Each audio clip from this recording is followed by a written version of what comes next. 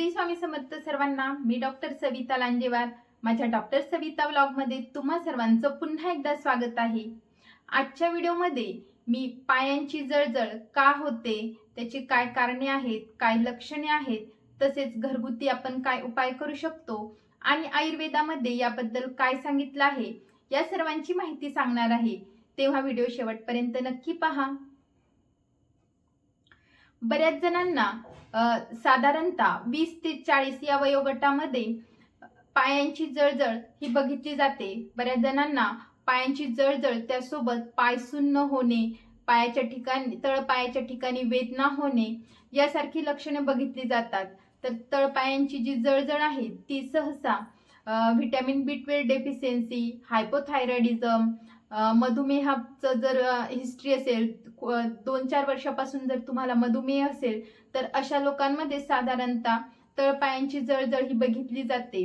तर आयुर्वेदानुसार याचं काय सांगितलं आहे, तर आयुर्वेदामध्ये अष्टांग हृदय हा जो ग्रंथ आहे त्यामध्ये पायांची जी जळजळ सांगितली आहे ती शरीरातील वातदोष, पित्तदोष आणि रक्तदुष्टी ह्या तिघांच्या दृष्टीमुळे तळपायांची जळजळ होते असा उल्लेख केला आहे। तर याचं जे मुख्य कारण आहे ते अतिचंक्रमण म्हणजे अति चालण्यामुळे तळपायांची जळजळ होते असं म्हणून सांगितलं आहे। तर हे जे पायाची जळजळ होणं आहे ती जनरली 20 ते 40 वर्षापर्यंतच्या वयोगटामध्ये बघितली जाते।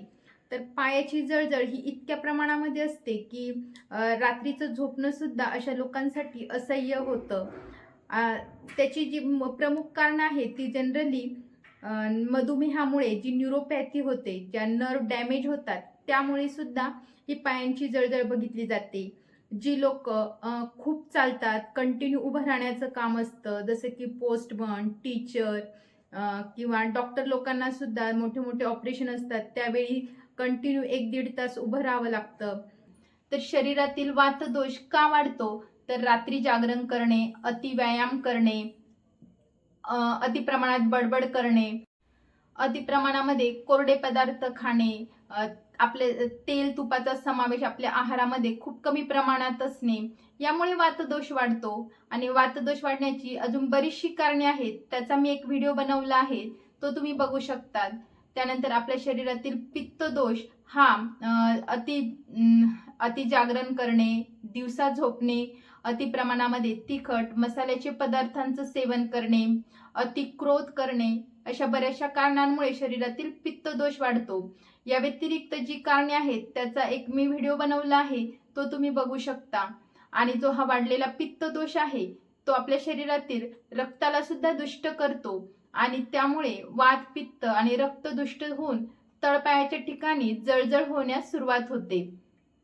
तर ही जेव्हा जळजळ सुरू होते तेव्हा जे नर्व्स असतात पायाचे ते नर्व्स डॅमेज झाल्यामुळे पायांची जळजळ बघितली जाते। पायाच्या ठिकाणी सुप्तता, सुन्नता येते, बऱ्याच जणांना वेदना होतात आणि त्या वेदना इतक्या असह्य असतात, जळजळ इतकी असह्य असते की बऱ्याच जणांना रात्रीला झोप येत नाही। शरीरातील वातदोष वाढलेला असतो त्यामुळे कोरडे वृक्ष पदार्थ, रात्रीचं जागरण या सर्व गोष्टी टाळाव्यात। आणि पित्तदोष वाढू नये यासाठी तिखट मसाल्याचे पदार्थ खाणे, अति क्रोध करणे, दिवसा झोपणे यासारख्या गोष्टी टाळाव्या। तर यासाठी तुम्ही घरच्या घरी काय उपाय करू शकता, तर यासाठी गाईचं तूप आपल्या रोजच्या आहारामध्ये ठेवावं, त्यामुळे शरीरातील वात आणि पित्त हे दोन्ही दोष कमी होण्यास मदत होते। जे सब्जा असतात ते सब्जा 1 चमचा घेऊन थोड्याशा पाण्यात भिजू घालाव्या आणि छानपैकी भिजल्यानंतर 1 कप किंवा 1 ग्लास दुधामध्ये टाकून तुम्ही ते घेऊ शकता किंवा कुठल्या प्रकारच्या शरबतमध्ये टाकून तुम्ही त्याचं सेवन करू शकता। त्यामुळे सुद्धा आपल्या शरीरातील वात आणि पित्तदोष कमी होऊन पायांची जळजळ ही कमी होते। त्यानंतर तुम्ही घरच्या घरी जी धने पावडर असते किंवा धन्याचं भरड चूर्ण घेऊन ते 1 ग्लास पाण्यामध्ये भिजू घालावं। 1 चमचा पावडर 1 ग्लास पाण्यामध्ये भिजू घालून ते 5-6 तासाने तसंच ठेवून ते गाळून मग प्यावं, त्यामुळे सुद्धा पायाची जळजळ कमी होण्यास मदत होते। किंवा जे धन्याचे 1 चमचा धने 1 ग्लास पाण्यात टाकून त्याचा काढा बनवून तो काढा गाळून प्यावा, त्यामुळे सुद्धा पायाची जळजळ कमी होण्यास मदत होते। त्यानंतर घरच्या घरी अजून करण्यासारखा उपाय म्हणजे तळपायांची तेलाने तुपाने मसाज करणं, यालाच आयुर्वेदामध्ये पादाभ्यंग असं म्हणतात. तर यासाठी तुम्ही गाईचं तूप वापरू शकता किंवा आपलं खोबऱ्याचं तेल वापरू शकता किंवा बाजारामध्ये शतधौत घृत म्हणून आयुर्वेदिक औषध मिळतं, त्याने तुम्ही पायाची तळपायाची मसाज करू शकता. त्याने सुद्धा तळपायाची जी जळजळ आहे ती कमी होण्यास मदत होते.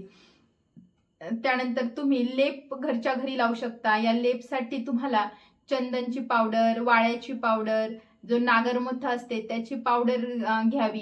ते सर्व पावडरी एकत्र कराव्या किंवा त्यात तुम्ही मुलतानी माती सुद्धा टाकू शकता आणि छानपैकी दुधामध्ये मिक्स करून त्याचा लेप आपल्या तळपायाला लावावा.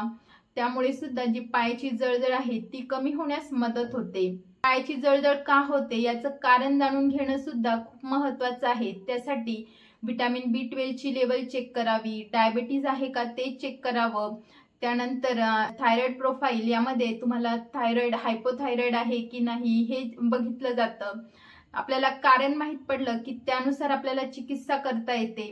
आणि वात, पित्त आणि रक्त हे 3 दोष आपल्याला माहीतच आहे, तर ते वाढू नये यासाठी आपण आपल्या विहारामध्ये बदल करावा, जेणेकरून हे दोष वाढणार नाही.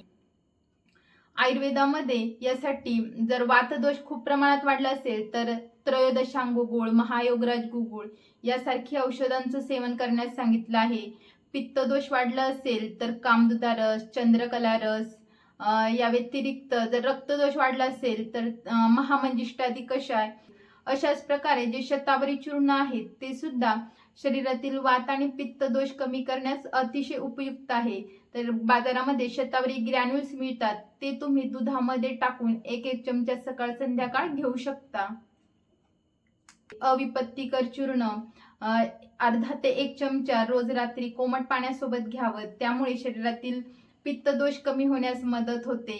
जर तुम्हाला खूप वर्षांपासून डायबिटीज आहे आणि त्यामुळे तळपायांची जळजळ होत असेल तर यासाठी वसंत कुसुमाकर रस हे आयुर्वेदिक औषध तुम्ही घेऊ शकता. त्यामुळे सुद्धा जी पायांची जळजळ आहे ती कमी होण्यास मदत होते. त्यानंतर अतिप्रमाणात वातदोष, पित्तदोष वाढला असेल तर पंचकर्म सुद्धा यामध्ये केले जातात. तर वातासाठी जे बेस्ट पंचकर्म आहे ते बस्ती पंचकर्म, यामध्ये औषधी काढे किंवा तेलाचा बस्ती दिला जातो. जर शरीरातील पित्तदोष अति प्रमाणात वाढला असेल तर यासाठी विरेचन पंचकर्म सांगितले आहे.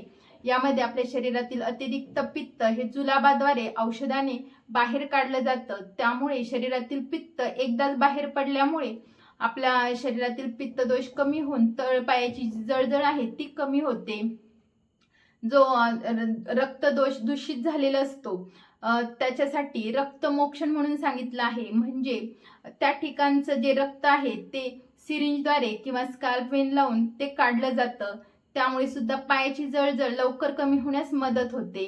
यासाठी जलोकावचरण म्हणजे ज्या जळवा असतात त्या सुद्धा लावल्या जातात. जर तुमच्या शरीरातील व्हिटॅमिन B12 ची लेवल कमी असेल तर तुम्ही त्या प्रकारे आपला आहार ठेवावा. दुधाचे पदार्थ आपल्या आहारामध्ये असावे. जर तुम्ही नॉन व्हेजिटेरियन असाल तर तुम्ही नॉनव्हेज खाऊ शकता. जर तुम्ही प्युअर व्हेजिटेरियन असाल तर पालक, सोयाबीन यासारख्या पदार्थांचा समावेश आपल्या आहारात करू शकता. व्हिटॅमिन B12 वाढण्यासाठी आपला आहार कसा असावा याबद्दल सुद्धा मी एक व्हिडिओ बनवला आहे, तो तुम्ही बघू शकता. व्हिटॅमिन B12 कमतरता आहे याचा अर्थ तुमच्या आतड्यांचं आरोग्य व्यवस्थित नाही. तर त्यासाठी तुम्ही आपल्या जवळच्या वैद्याला भेटून आपल्या आतड्यांचं आरोग्य म्हणजे आपली जी चयापचय क्रिया आहे ती दुरुस्त करून घ्यावी. तुम्हाला माझा आजचा व्हिडिओ आवडला असेल तर व्हिडिओला लाईक करा आणि तुम्ही माझ्या चॅनलवर नवीन असाल तर चॅनलला सबस्क्राईब करा. थँक्यू.